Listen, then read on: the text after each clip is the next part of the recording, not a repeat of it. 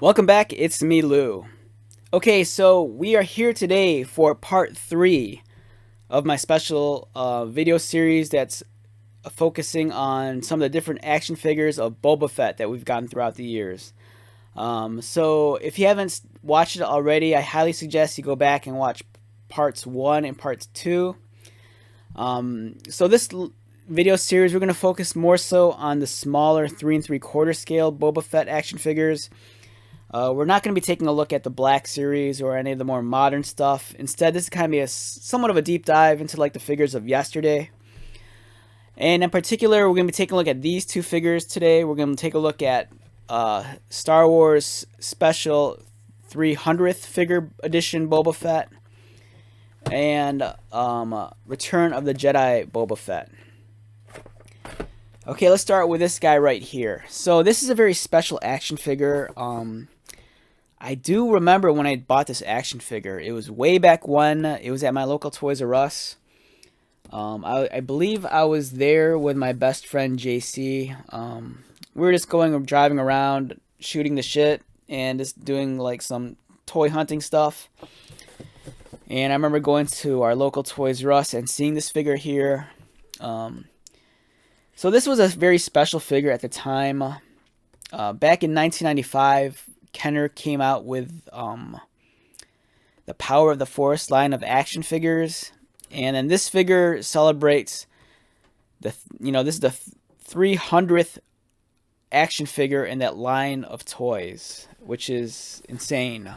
It's just insane. Or it's actually, I think it's more so considered, I believe, maybe the 300th Star Wars action figure in general. I think that also includes the original trilogy of figures that came out in the 70s and 80s.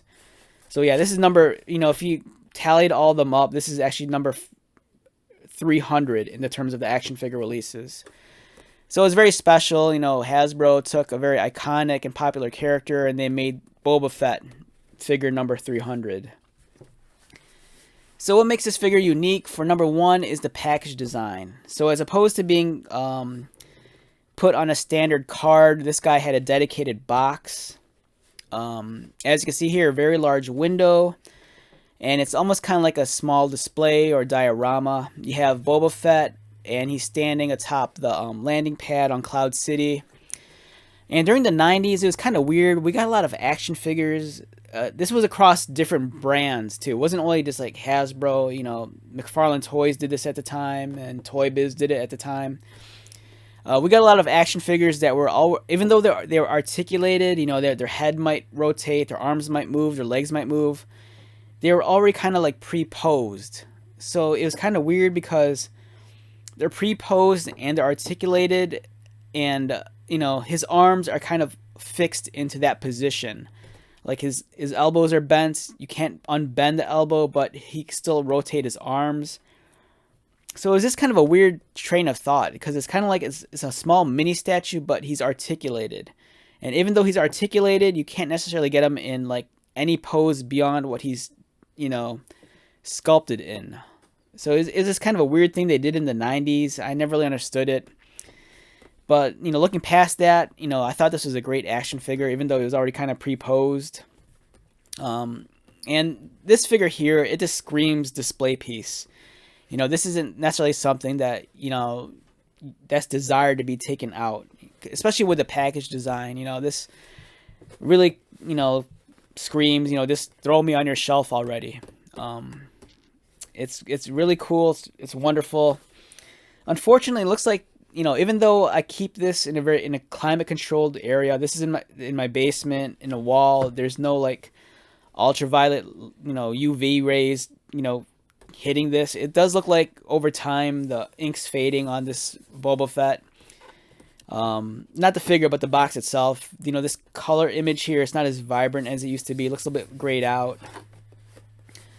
And this belongs to the Power of the Force line, with the grape or with the green and the kind of like lime colored background. This dude features rocket firing backpack, and you can see here he has a very, very long rocket missile. This is a cool display piece. You know, it's a great figure. It's a great way to celebrate 300 figures in the Star Wars line. You go on the back. Brief description: Boba Fett, the galaxy's most infamous and dangerous bounty hunter, as well as its most expensive. Boba Fett is a stoic hunter who is feared throughout the universe, and for good reason. An intimidating presence whose background is shrouded in mystery, Boba Fett furthers his mystique by masking his true identity behind modified Mandalorian armor. So this action figure came out in 2000. So, yeah, it was cool. It was a nice time to be a Star Wars fan. We got a lot of toys back then. And on the back, you know, they really do a good job of just like celebrating, you know, Star Wars action figures, especially with this being number 300. You know, here's kind of like a small timeline. Figure number 1 is Luke Skywalker, produced in 1978.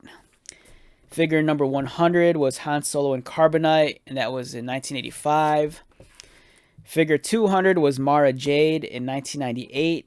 And that's kind of cool because Mara Jade, she's not considered canon anymore. You know, this was a EU character, an expanded universe character from like the novels and the comic books.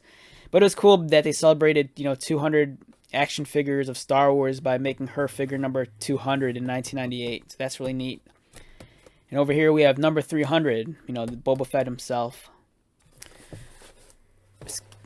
It's really cool too because on the back of the box they kind of cut this out, and then you could kind of see Boba Fett's backpack and some of the additional details. And what's nice about it also is that since this is kind of like a diorama kind of display, having this opened up in the back, it allows for more lighting, so it can kind of light up the inside of the box better. So yeah, very unique package, very unique action figure. You know, it's number 300 in the history of Star Wars Kenner Hasbro action figures. Very, very neat. And let's move along and take a look at this guy right here.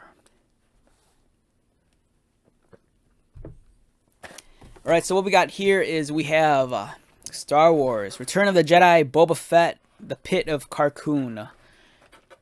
So this is Boba Fett as we remember him during the battle above the Sarlacc pit, and when he's on the skiff. As I've mentioned before, it was a really weird period of time, you know, the late 90s and early 2000s. For whatever reason, toy manufacturers felt that we needed action figures that were pre-posed. So even though this guy is articulated, he's kind of, parts of him are kind of stuck in this pose. So, but looking past that, it's just cool. You know, you got a cool blast effect that you can attach to the tip of the rifle. He kind of had the blast effects that you could attach to the backpack to make him look like he's flying.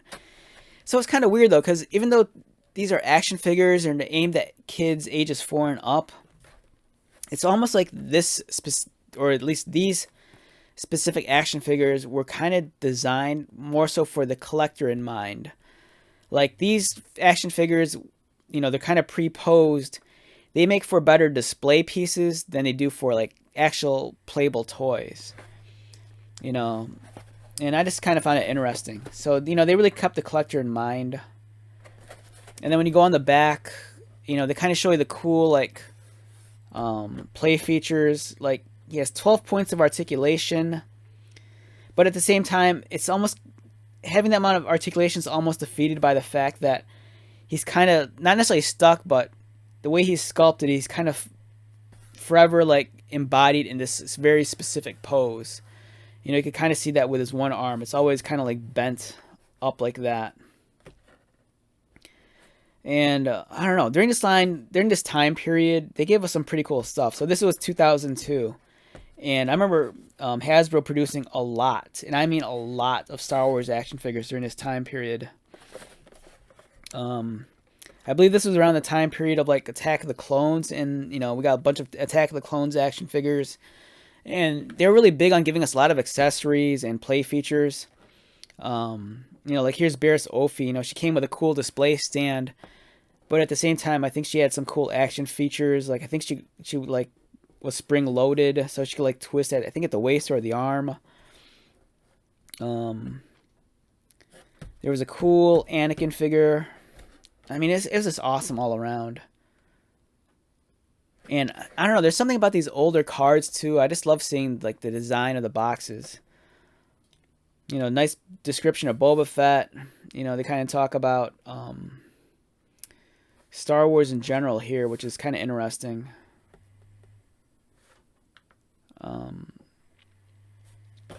And it's just cool. I dig how they show all the different play features for this, you know, small 3 3/4 Boba Fett. You know, he's 12 points of articulation. You press down on the missile on the jetpack for quick draw action. So his missile is actually like a button. You press down on the missile, and then his arm like shoots up. So it's like quick draw. And then you can attach the blast effect like I mentioned earlier. Yeah, so really cool. Boba Fett's such a popular character.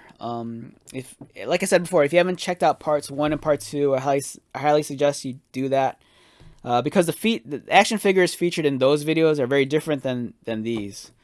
You know, believe in part 2, some of the figures, it's like a vintage collection figure, and I can't remember what the other one was. But those were like super articulated action figures with like removable helmets. Whereas these action figures kind of represent the late 90s and early 2000s with these kind of like static poses yet being articulated. You know, they really keep the collector in mind, especially like when you look at this. You know, this really screams, you know, just display me already. Just because, you know, it comes with the blast effect and like the exhaust on the jets. Yeah, Star Wars figures, it's really cool, especially when you know, jump into the time machine of all the different figures we've gotten over the decades.